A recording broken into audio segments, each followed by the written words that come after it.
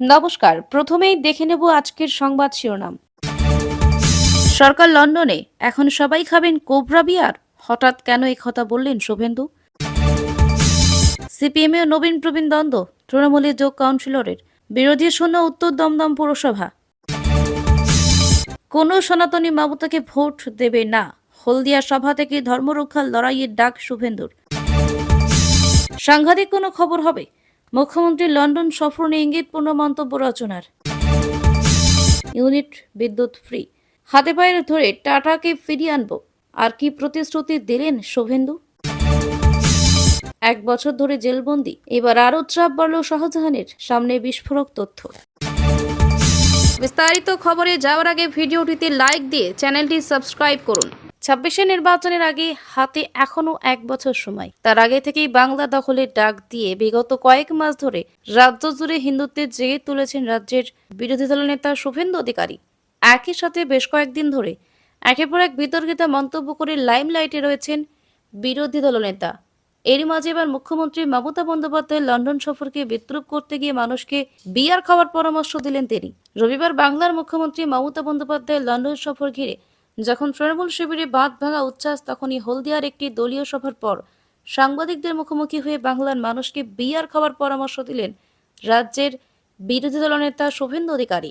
শুধু তাই নয়, কোন বিয়ার খেতে হবে সেটাও বলে দিলেন খুব স্পষ্ট করে।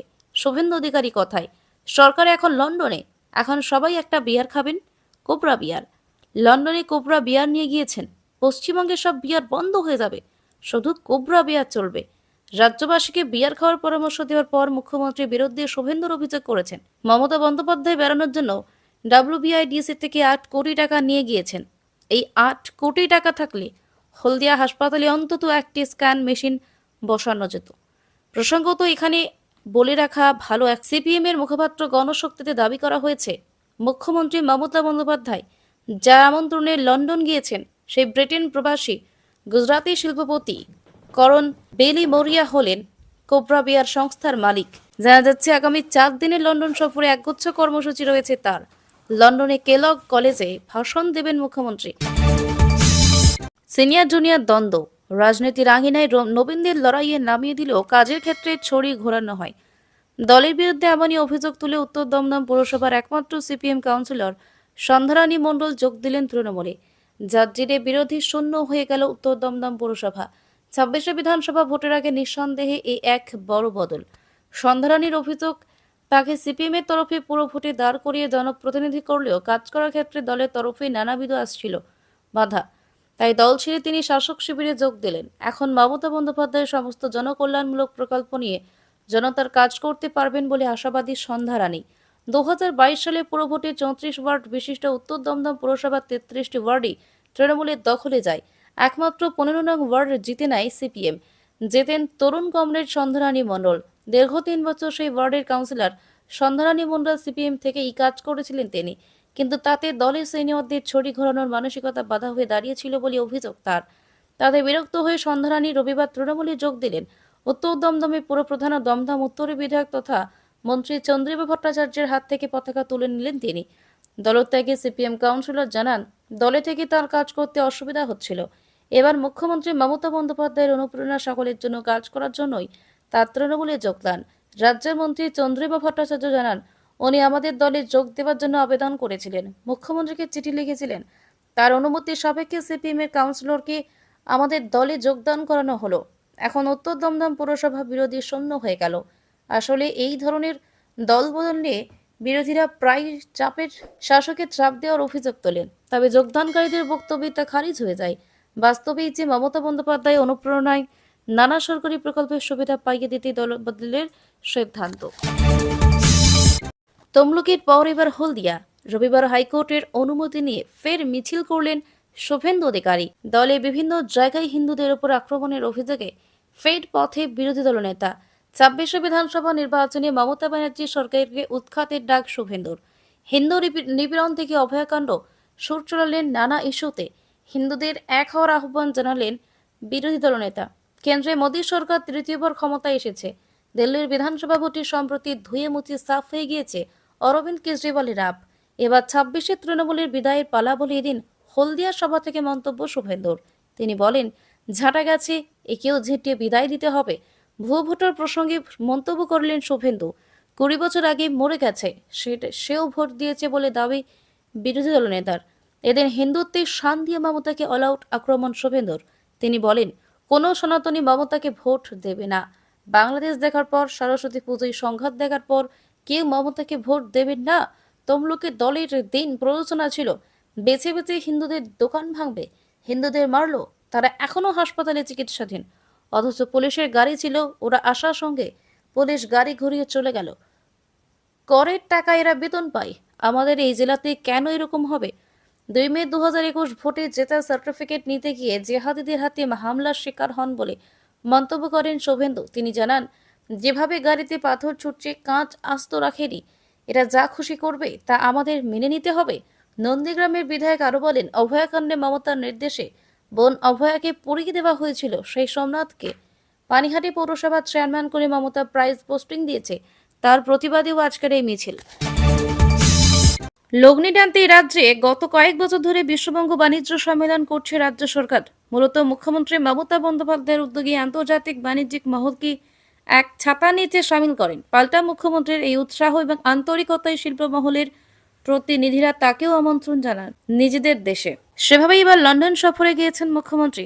যদিও প্রাথমিকভাবে শিল্প মহল নয়, অক্সফোর্ড বিশ্ববিদ্যালয় থেকে বক্তৃতা দেওয়ার জন্য আমন্ত্রণ পেয়েছেন তিনি।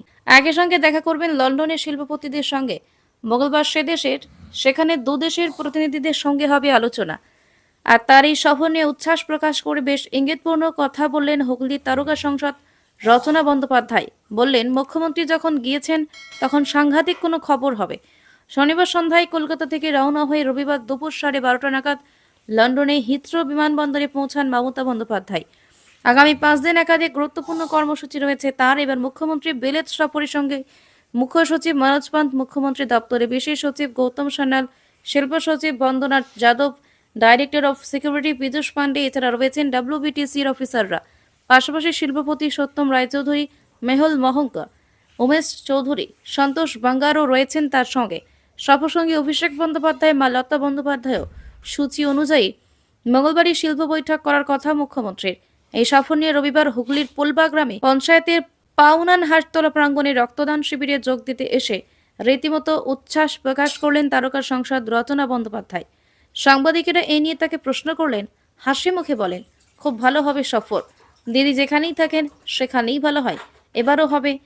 দিদি যখন লন্ডন গিয়েছে, সাংঘাতিক কোনো খবর হবে, ফিঙ্গার্স ক্রসড। তবে কি ব্রিটেন থেকে বঙ্গের শিল্পক্ষেত্রে বড়সড় বিনিয়োগের আশা করছেন সংসদ, যার মাধ্যমে তার এলাকা শৃঙ্গুরের উন্নয়নের সম্ভাবনা দেখছেন রচনা। তৃণমূলে যোগ দিয়েছেন বিধায়ক তাপসী মণ্ডল। শনিবার তার গড়েই বিক্ষোভ কর্মসূচি পালন করেন বিরোধী দলনেতা শুভেন্দু অধিকারী। সেখান থেকে আগামী 26-এ বিজেপি সরকার এলে কি কি সুবিধা পাবেন রাজ্যবাসী, সেই প্রসঙ্গ তোলেন শুভেন্দু। আজ বিরোধী দলনেতা আবারও জোর দেন হিন্দু ভোটের দিকে। কিভাবে ছাপ্পা দেওয়া হয় সবটাই বলেন তিনি। শুভেন্দুর বক্তব্য, হিন্দুরা একটু দয়া করলে রাজ্য সরকার বদলে যাবে। এই দিন বলেন, সিপিএম লড়ছে কিন্তু পারছে না। 30% হিন্দু ভোট দিতে চায় না, 65 থেকে 68% হিন্দু ভোট দিতে যায়। আপনারা শুধু বাড়ি থেকে বেরোবেন, তারপর কি করতে হয় আপনারা জানেন। একটু দয়া করবেন, উল্টে দেব আমরা। এমনকি এদিন তুললেন বাংলাদেশের প্রসঙ্গ। সেখানে কিভাবে হিন্দুদের উপর অত্যাচার করা হচ্ছে সে কথা তুলে ধরেন তিনি। এরপর এই কথায় শুভেন্দু বলেন, বিজেপি ক্ষমতা এলে মায়েদের 3000 টাকা দেবে। অর্থাৎ রাজ্য সরকার লক্ষ্মীর ভাণ্ডারে যে টাকা দিচ্ছে, ক্ষমতা এলে সেই টাকা বাড়ানোর প্রতিশ্রুতি দিয়েছেন বিরোধী দলনেতা। এর পাশাপাশি তিনি এও বলেন, 200 ইউনিট বিদ্যুৎ ফ্রি, 1 লক্ষ নয় 3 লক্ষের বাড়ি দেবে। প্রতি বছর এসএসসি জেলাতেই প্রাইমারি হবে, হাতে পায়ে ধরে টাটাকে ফিরিয়ে আনা হবে। সন্দেশখালী বাঘ নামে পরিচিত ছিলেন তিনি। বিগত প্রায় 1 বছর ধরে জেলের 4 দেওয়ালের মধ্যে জীবন কাটছে শেখ শাহজাহানের। এবার কি আরও বাড়ল তার চাপ? সম্প্রতি সামনে এসেছে একটি বিস্ফোরক তথ্য। জানা যাচ্ছে, শীঘ্রই সেই বিষয়ে আদালতে রিপোর্ট দিতে চলেছে কেন্দ্রীয় তদন্তকারী সংস্থা সিবিআই। সম্প্রতি সন্দেশখালীর এই বহিষ্কৃত তৃণমূল নেতার বিরুদ্ধে জেলে বসে হুমকি ফোন করার কথা অভিযোগ উঠেছিল। তার রেশ কাটতে না কাটতেই শোনা যাচ্ছে, ভুয়ো নথি দিয়ে শুধু নাগাল্যান্ড থেকে আগ্নেয়াস্ত্রের লাইসেন্স জোগাড় করেছিলেন শাহজাহান এবং তার কয়েকজন সঙ্গী। গত বছর এপ্রিল মাসে এক শাহজাহান ঘনিষ্ঠের বাড়ি থেকে প্রচুর অস্ত্র উদ্ধার হয়েছিল। তদন্তে নেমে জানা যায় ওই অস্ত্রের লাইসেন্স রয়েছে সন্দেশখালীর বাঘের নামে। প্রশ্ন ওঠে, একজনের নামে কিভাবে 4টি লাইসেন্স থাকতে পারে? তদন্ত করার পর জানা যায় পশ্চিমবঙ্গ নয় বরং নাগাল্যান্ড থেকে সেই লাইসেন্স জোগাড় করা হয়েছিল। সূত্র মারফত জানা যাচ্ছে, নিরাপত্তার খাতিরে একজন ব্যক্তি একটিমাত্র আগ্নেয়াস্ত্র রাখার লাইসেন্স পেয়ে থাকেন। সেক্ষেত্রে কিভাবে 4টি লাইসেন্স পেলেন সন্দেশখালীর এই বহিষ্কৃত তৃণমূল নেতা? এখন দেখা দিয়েছে সেই প্রশ্ন।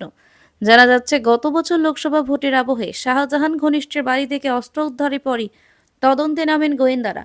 নাগাল্যান্ড থেকে লাইসেন্সের জোগাড় করার কথা জানার পর সেখানকার প্রশাসনের সঙ্গেও যোগাযোগ করা হয়। তখন জানা যায় ভুয়ো নথি দিয়ে ওই লাইসেন্সগুলি জোগাড় করেছিলেন শাহজাহান। তিনি একা নন, তার ঘনিষ্ঠ আরও বেশ কয়েকজনের নামে হওয়া লাইসেন্সও সেখান থেকে তৈরি হয়েছে এসেছে বলে খবর। জানা যাচ্ছে সেসব সম্বন্ধীয় গোয়েন্দারা তথ্য জোগাড় করছেন।